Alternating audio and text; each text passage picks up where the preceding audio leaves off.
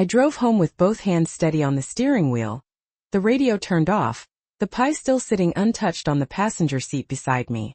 The sun was setting over the freeway, casting long orange streaks across the windshield, and for the first time in a very long while, I allowed myself to sit with a feeling I had been pushing away for years. It was not anger. It was clarity. The house felt quiet when I stepped inside. The kind of quiet that settles into the walls after decades of living. I placed the pie on the kitchen counter and took off my coat slowly, hanging it in the same closet where my late husband used to leave his work jacket after 40 years at the hardware store. I stood there for a moment longer than necessary, staring at the empty hook beside mine. I did not cry. I did not pace. I simply walked to the living room and sat down in my armchair, the one that still dips slightly on the right side from years of shared evenings watching the news together. My phone remained silent. No text message. No apology. No follow-up call asking if I had made it home safely. That silence told me more than any shouted words could have. I replayed the afternoon in my mind, not the insult, but the expression on Ethan's face. There had been no confusion there, no embarrassment after the words left his mouth, only certainty. That was what unsettled me the most. The certainty that I was the one expected to bend. I remembered the first time Rachel corrected me in her kitchen 3 years ago, when I folded a dish towel the wrong way and she gently said, "We do things differently here." I had smiled and adjusted. I remembered when Ethan stopped asking my advice about work decisions and started saying, "Rachel and I already talked about it." I remembered when I offered to host Thanksgiving and they chose to travel instead. Each moment seemed small at the time, each one easy to dismiss, but together they formed a pattern I could no longer ignore. I walked into my bedroom and opened the small wooden box on top of my dresser. Inside were copies of bank transfers, old notes from Ethan when he was in college, and the original paperwork for the investment account I had started for him when he was 5 years old. $50 a month at first, then more when I could afford it. Compound interest is a quiet thing. It builds without announcement. By the time Ethan graduated from high school, the account had grown to a number that made the bank manager raise his eyebrows. I had never told Ethan the full amount. I wanted it to be a surprise one day. A cushion. A safety net. I sat on the edge of my bed holding the folder in my lap, and thought about how easily respect can erode when generosity is assumed. I did not feel vindictive. I felt awake. There is a difference. I walked back to the kitchen and sliced myself a small piece of the apple pie. It was still warm. I sat at the table and took one bite, tasting cinnamon and memory. I remembered Ethan at 10 years old, proudly presenting me with a handmade card that said, "Best grandma in the world." I wondered when the definition of best had shifted to obedient. Outside, a car passed slowly down my street. The world continued as if nothing had happened. That is the strange part about moments that change you. They are invisible to everyone else. I finished my slice of pie, rinsed the plate, and dried it carefully. Then I picked up my phone and opened my contacts. I scrolled to the name of the attorney who had handled my estate planning 2 years earlier. I did not call yet. I simply looked at the number. It felt like standing at the edge of a quiet lake, knowing that once you step in, the water will close behind you. I set the phone down and turned off the kitchen lights. In the reflection of the dark window, I saw a woman who looked older than she had that morning, but also steadier. I had spent decades teaching my family that love meant giving. Perhaps it was time to teach them that love also has limits. I walked upstairs, folded back the covers on my bed, and lay down without turning on the television. Sleep did not come immediately, but neither did regret. I closed my eyes and saw Ethan's face again, not as the man who pointed to the door, but as the boy who once reached for my hand. In a crowded parking lot, people grow up. They form loyalties. They draw lines. And sometimes, without realizing it, they cross the ones that matter most. I did not know what tomorrow would bring. I only knew that I would not return to that house to compete with a dog for dignity. Some lessons are loud. Others arrive in silence and stay there. That night, I understood that silence can be the beginning of something far more powerful than an apology. I woke up the next morning at 6:30, the same time I have woken up for the past 40 years, even though there is no longer a reason to rush anywhere. Habit is a quiet companion. It does not argue. It simply shows up. I brewed a pot of coffee and stood by the kitchen window watching the neighbor across the street load his pickup truck before work. The world looked exactly the same as it had the day before, but something inside me had shifted into place like a lock clicking shut. My phone was still silent. No missed calls. No messages asking if we could talk. I did not check social media. I did not want to see photos of Duke wearing a new sweater or captions about boundaries and respect. Instead, I carried my coffee to the dining table and opened the folder again. The numbers inside did not carry emotion. They were clean and precise. The investment account, the trust documents, the beneficiary designations. For years I had thought of those papers as a promise. Now I saw them for what they really were. Leverage.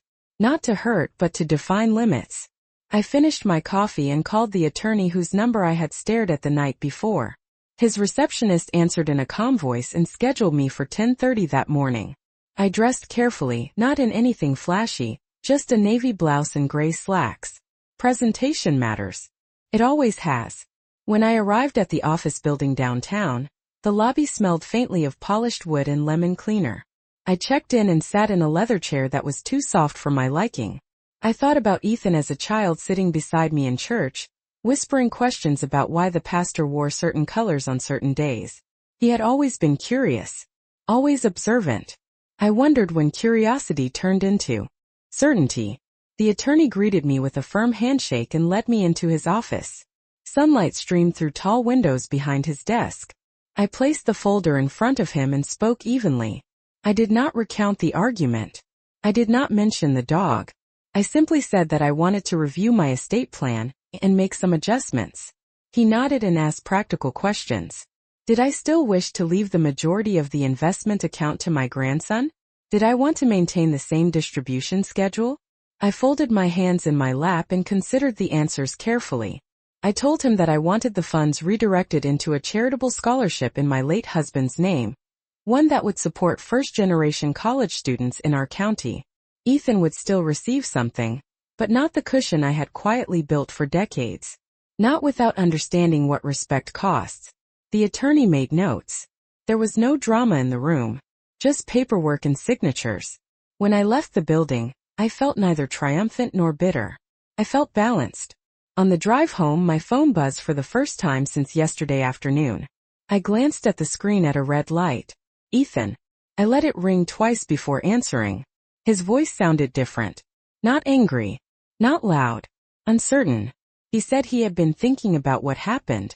He said maybe things got heated. He did not apologize. He asked if we could talk. I listened without interrupting. The traffic light turned green and I eased forward. I told him that I was always willing to talk, but that respect is not something that can be negotiated after it has been dismissed. There was a pause on the other end of the line. He asked what I meant by that. I told him that some moments define how we move forward. Yesterday had been one of them. He sighed softly, as if trying to solve a problem he did not yet understand. We ended the call without resolution. When I pulled into my driveway, I sat in the car for a few seconds longer, hands resting on the steering wheel.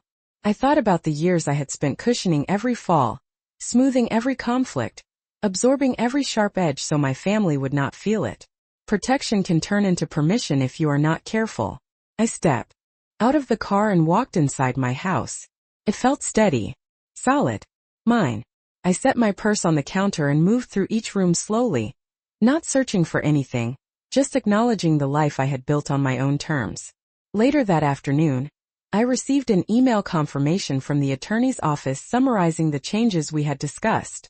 I read it once, then closed my laptop. Outside, the sky had shifted to a pale winter blue. Somewhere across town, my grandson was likely replaying yesterday in his own mind. I hoped he would remember my face when I said those 3 words. Not angry. Not pleading. Just certain. There are lessons that cannot be taught with raised voices.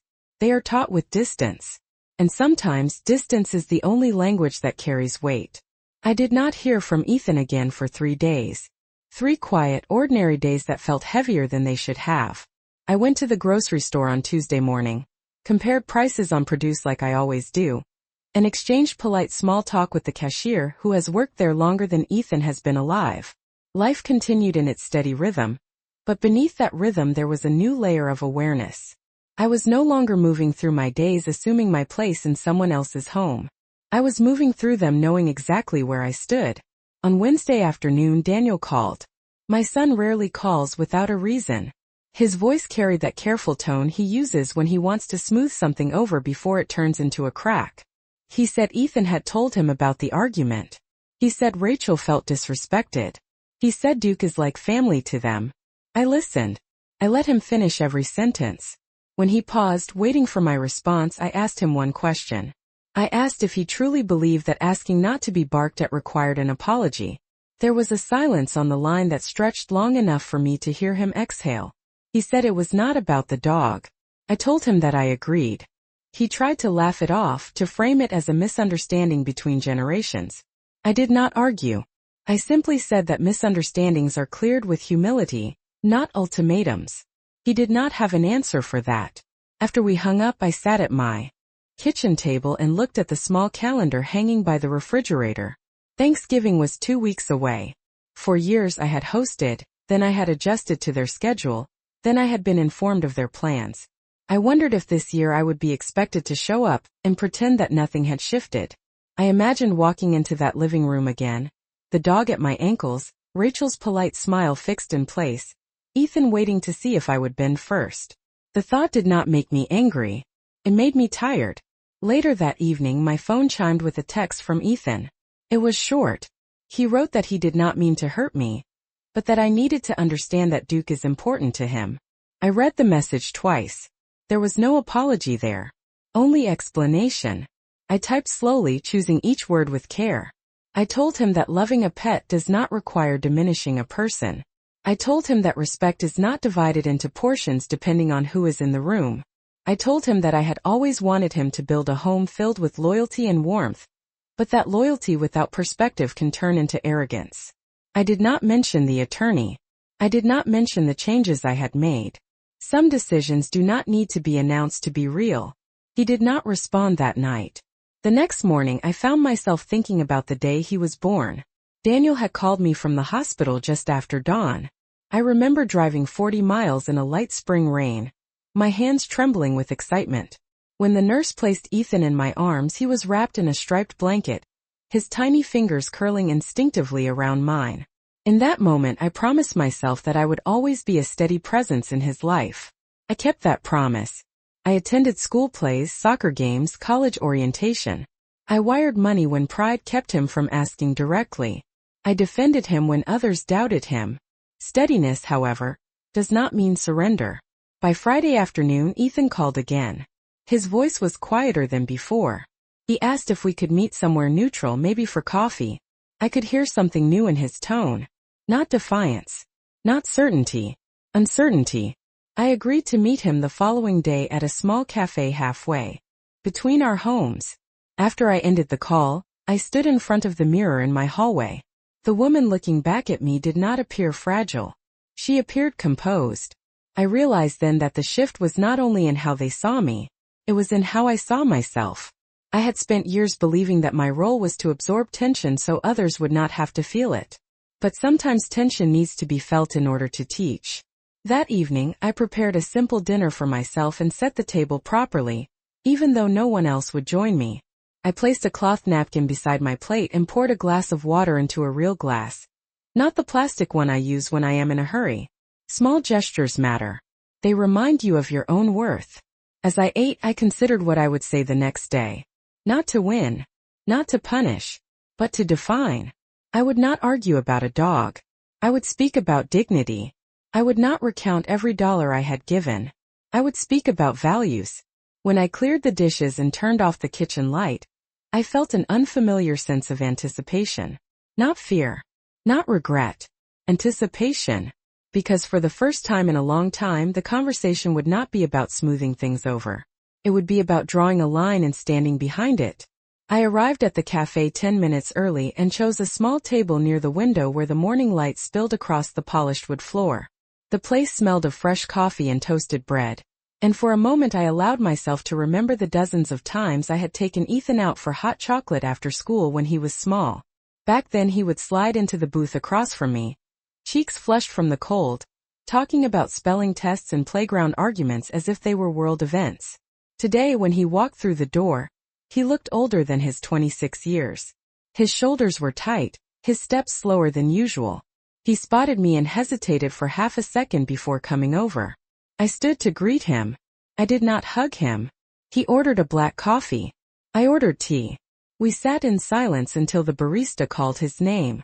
He returned with his cup and wrapped both hands around it as if he needed the warmth.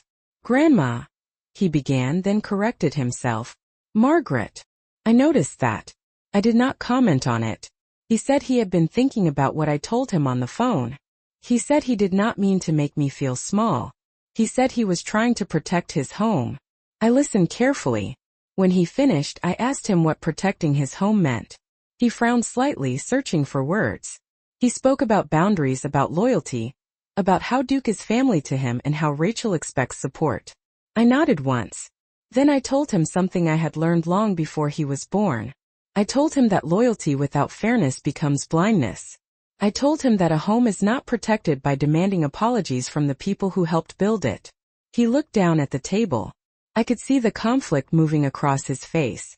He said he felt caught in the middle between me and Rachel. I told him that adults choose where they stand. No one places them there by accident. He swallowed and asked if I was still angry. I told him I was not angry. I was disappointed.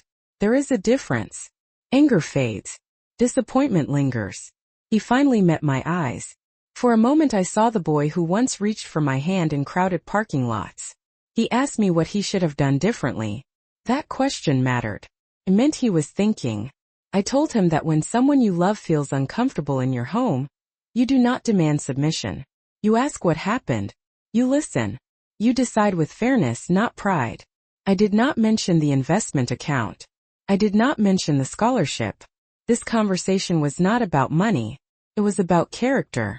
He shifted in his seat and said Rachel believes I look down on them. I told him that respect is not measured by how quietly someone accepts correction. It is measured by how equally they are treated. The cafe door opened and closed behind us as customers came and went. The world did not pause for our conversation. That felt appropriate. Growth rarely comes with an audience. After a long silence, he said, "I should not have told you to leave." The words were not dramatic. They were simple. But they were honest. I inclined my head slightly. He continued, saying he let the situation escalate because he did not want to upset Rachel. I told him that protecting peace by sacrificing dignity creates resentment, not harmony. He nodded slowly. I could see the weight of understanding settling in. He asked if I would come to Thanksgiving. I did not answer immediately. Instead, I asked him whether he believed I would be welcomed without conditions. He hesitated, then said yes. This time there was less certainty in his voice and more intention. I told him that I would consider it. We finished our drinks in relative quiet. When we stood to leave, he looked as if he wanted to hug me but was unsure if he had earned it. I placed my hand briefly on his shoulder. Not as a surrender. Not as a dismissal. As a reminder.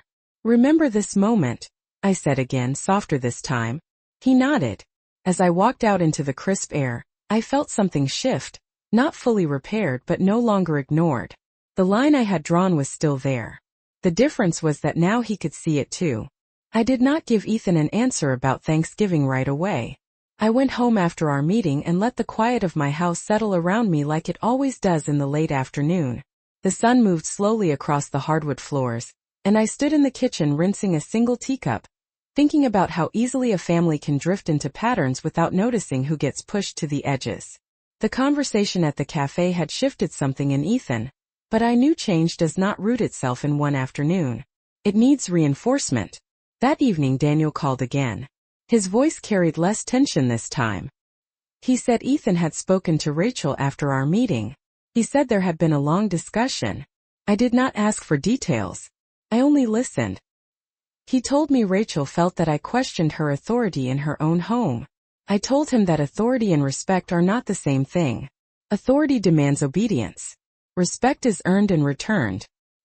He was quiet for a moment, then admitted that perhaps lines had been crossed. That was more honesty than I had heard in a long time. 2 days later, Rachel sent me a message.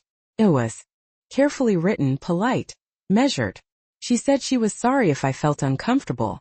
She said emotions ran high. She said they value family. I read it twice. There was still that subtle distance in her words, the kind that avoids taking responsibility while appearing gracious. I did not respond immediately. Instead, I went for a walk around my neighborhood. The air had turned colder, and leaves crunched under my shoes as I moved at a steady pace. I passed the park where I once pushed Ethan on the swings until my arms ached. I remembered how he would shout, "Higher, Grandma, higher," trusting that I would not let him fall. Trust is a fragile inheritance. It can grow over decades and fracture in a single afternoon. By the time I returned home, my thoughts were clear. I sent Rachel a simple reply. I told her that discomfort is not the same as disrespect. I told her that I expect to be treated as family, not as a guest competing for space.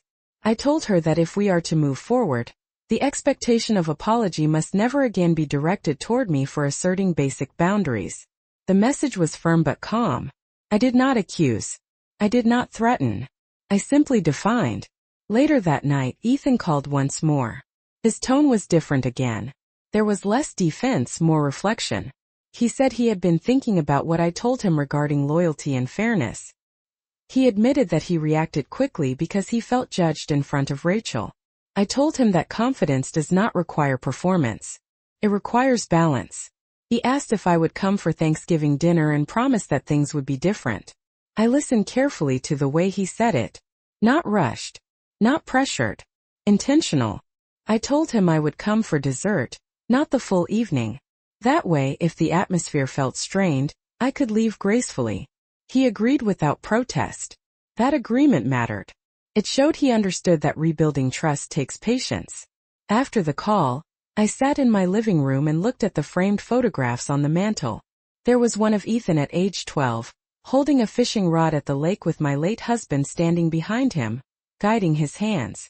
My husband used to say that strength is not loud. It is steady. I realized that. What I was doing now was not punishing my family. It was teaching them how to treat me. I had spent years cushioning every misstep, absorbing every slight to keep peace intact. But peace built on imbalance is temporary. The following morning, I received the finalized documents from the attorney confirming the adjustments to my estate plan. I placed them in my desk drawer without ceremony. The scholarship would move forward quietly, whether or not anyone ever knew why. That was not the point. The point was that my generosity would now reflect my values, not my fear of conflict. As Thanksgiving approached, I did not feel dread. I felt prepared. Not prepared to argue. Prepared to observe. Prepared to stand if necessary and leave if required. The difference between this year and every year before was simple. I was no longer seeking approval. I was measuring respect. And that shift, more than any raised voice or signed document, changed the balance of our family in a way that could not be undone.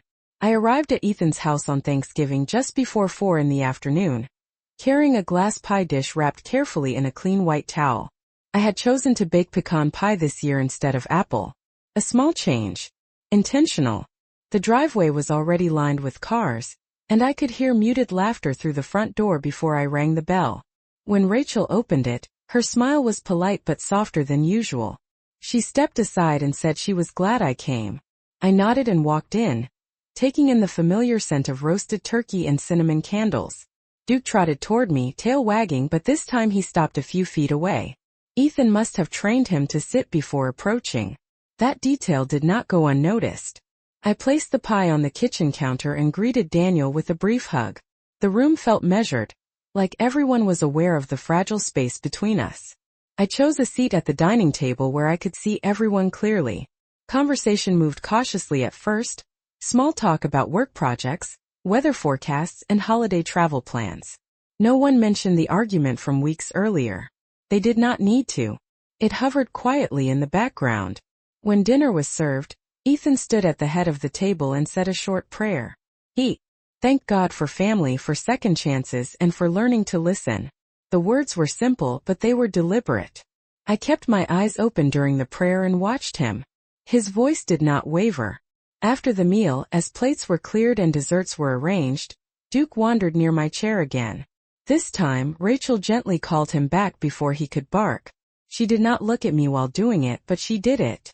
That also mattered. Ethan carried my pie to the table and announced that it was my recipe, that it had been part of every holiday he could remember. There was something in his tone that sounded almost protective. I allowed myself a small smile. As we ate dessert, Daniel brought up an old memory about a fishing trip from years ago, and for a moment the tension eased completely. Laughter filled the room, genuine and unforced. I realized then that change does not arrive in dramatic speeches. It shows up in small corrections, in altered behavior, in restraint. Later in the evening, Ethan approached me while Rachel was in the kitchen. He spoke quietly, not wanting to make a scene. He said he had been thinking about what I told him regarding dignity. He said he did not fully understand it at first, but he was beginning to. I listened without interrupting. He continued, saying that he allowed his pride to guide him that day, and that he did not like what it revealed about himself. There was no grand apology, but there was acknowledgement. I told him that growth often feels uncomfortable. That discomfort is not something to avoid. It is something to learn from. He nodded slowly. I placed my hand briefly on his arm, the same way I used to steady him when he was learning to walk. Not to control, to support. As the evening drew to a close, I gathered my coat and purse without waiting to be the last one standing. I do not linger where I do not need to. Rachel walked me to the door. She thanked me for coming. Her voice carried less edge than before. Outside, the air was crisp and cool, and the sky had darkened into a deep blue. Ethan followed me onto the porch. He did not speak right away. Instead, he held the door open behind him as if guarding the space we had just shared. I remember, he said quietly. 3 words. Different from mine but connected to them. I looked at him and saw not the man who pointed toward the door weeks ago, but someone learning the weight of his choices. I told him that remembering is the first step. Then I walked to my car and drove home. The road felt familiar, steady beneath the tires. When I pulled into my driveway and turned off the engine, I sat for a moment in the silence. The house I returned to was mine. The respect I carried with me was intact. Nothing had been erased. Nothing had been forgotten. But something had been recalibrated. And that, more than any apology spoken in a raised voice, was enough. The weeks after Thanksgiving unfolded without drama, and that in itself felt like progress. Ethan called more often, not out of obligation but with intention. Sometimes it was a simple check-in. Sometimes it was a question about something practical, like how to compare mortgage refinance rates or whether it was wise to lease a vehicle instead of buying one outright. I noticed he listened differently now. He did not interrupt. He did not rush to defend his position before I finished speaking. It was subtle but it was real. Rachel too adjusted in her own way. When I visited one Sunday afternoon in early December, Duke remained calm at her side until she gave him permission to approach. There was no dramatic announcement, no public statement about boundaries. Just behavior. That is where respect lives. In behavior. I did not bring up the past. I did not need to. The recalibration had already happened. One afternoon a few days before Christmas, Ethan asked if he could stop by my house alone. That request alone told me something had shifted. When he arrived, he walked through my front door slowly, glancing around as if seeing the space differently. He commented on the framed photographs, on the worn but polished dining table, on the small scratch near the hallway where he once rode his scooter indoors despite my warnings. Memory has a way of softening pride. We sat in the living room, and after a few moments of silence, he asked about Grandpa's old fishing gear stored in the garage. He said he had been thinking about taking a trip to the lake in the spring. I watched his face as he spoke. It was not just about fishing. It was about continuity, about reclaiming something steady. I told him he was welcome to the gear. Then he hesitated. I reflected on how easily that single afternoon could have fractured everything permanently. Instead, it became a hinge, pivot point. Not because I demanded recognition, not because I retaliated, but because I refused to shrink. Some lessons echo quietly long after the words are spoken. And sometimes the most powerful thing you can do for the people you love is to show them exactly where the line stands, then step back and let them choose whether to cross it or honor it. By the time spring arrived, The shift within our family had settled into something steady. Not perfect. Not dramatic. Steady. Ethan began coming by on Saturday mornings to help me with small things around the house, though I did not ask him to. One weekend he replaced the weather stripping on my front door. Another weekend he cleaned out the gutters without making a show of it. These were not grand gestures. They were quiet acknowledgments. Rachel joined him once, bringing coffee and standing beside him in the driveway, while we talked about the changing season. There was no tension in her posture anymore. Only caution turning into comfort. I noticed that she listened more closely when I spoke. She did not correct my phrasing or adjust my tone. She simply listened. That, more than any apology, told me the lesson had landed. One afternoon in April, Ethan invited me to the lake. He had taken my husband's old fishing gear from the garage, polished the reels and restrung the lines. When I arrived, he was already there, standing near the dock with the tackle box open beside him. The water was calm, reflecting a pale blue sky. For a moment time felt layered. I saw my husband teaching Daniel how to cast. I saw Ethan at 12, impatient and eager. Now I saw a man standing alone, waiting. We sat side by side, lines cast into the water, speaking only occasionally. After a while he said he had been thinking about what kind of man he wanted to be. Not in business. Not in front of friends. In private. He admitted that the afternoon he pointed toward the door had unsettled him more than he let on. He said my refusal to argue forced him to hear himself clearly. I did not respond immediately. The lake breeze moved gently across the surface of the water. Finally, I told him that dignity is not about winning. It is about knowing when to stand still. He nodded and said he understood now that asking someone to lower themselves for the sake of comfort is a sign of insecurity, not strength. Those were his words, not mine. Hearing them felt like watching a door open without being pushed. We did not catch many fish that day. It did not matter. When we packed up the gear and walked back toward the parking lot, Ethan carried the rods without being asked. A small thing. Intentional. Weeks later, I received a letter confirming that the scholarship in my husband's name had been approved by the county foundation. The first awards would be distributed that fall. I held the letter in my hands and felt a sense of alignment. My generosity would now ripple outward beyond the walls of our family, touching lives that understood the weight of opportunity. I did not hide the scholarship from Ethan. When he came by one evening, I showed him the letter. He read it slowly and looked at me with something like respect but deeper. Not because of the money, because of the purpose. He said Grandpa would be proud. I agreed. In that moment I realized that the investment I had been building all those years was not only financial, it was moral. It was the quiet expectation that the people I loved would eventually rise to meet the standards I set by example. That afternoon months ago could have fractured everything. Instead, it revealed where the fault lines were, and gave us the chance to strengthen them. I did not demand reverence. I did not demand repayment. I demanded balance. And once that balance was understood, everything else fell into place. Now when I walk into Ethan's home, Duke still greets me, but calmly. Rachel offers me a seat without tension in her voice. Ethan meets my eyes directly. There is no competition in the room. Only clarity. Sometimes people believe power comes from volume, from declarations, from confrontation. I have learned that true power often comes from restraint. From stepping back just far enough for others to see the space you once occupied and decide whether they value it. I never apologized. I never needed to. The lesson was never about a dog. It was about remembering that love does not require surrender. And once that was understood, respect followed quietly, as it always should.